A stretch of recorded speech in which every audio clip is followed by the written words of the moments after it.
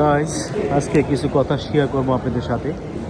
আজকে আমি জুম্মার নামাজ পড়তে হয়েছি, বৃষ্টির কারণে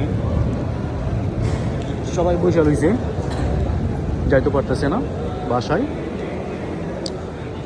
একটা কথা শেয়ার করি আপনাদের সাথে।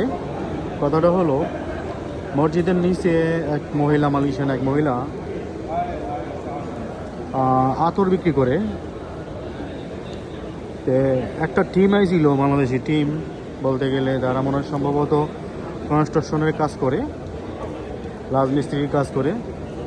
টিম বলতে গেলে কমপক্ষে 6-7 জনের কমে না। তো তারা ওই মহিলাকে গিরার দিছে, গিরার দিয়া তারা বলতেছে যে মহিলাটা কাছে যে ভালো গ্রানের আতর দৌড় দিছে। দেওয়ার পরে সবাই একটা একটা করে হাতে লাগায়া গন্ধগুলা টেস্টিং করছে কীরকম গ্রান। তারা নিজেরাই মন্তব্য করছে যে অনেক গ্রান ভালো। ভালো হওয়ার পরেও তারা শেষ মুহূর্তে ফিডব্যাকটা দিছে কি জানেন?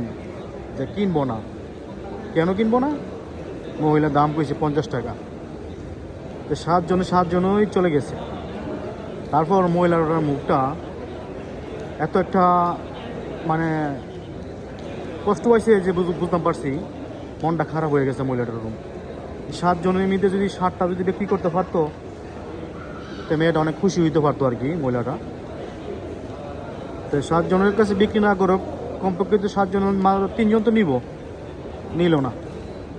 তো মুখটা মহিলাটার দেখে খারাপ লাগলো। চিন্তা করলাম, না, বাংলাদেশের যে লকাটা করি আমি, বাংলাদেশেরা যেগুলো জানি করে, তার জন্য আমি চিন্তা করলাম একটা আমিই কিনি, কিনা বাংলাদেশের লকাটা করি আর কি।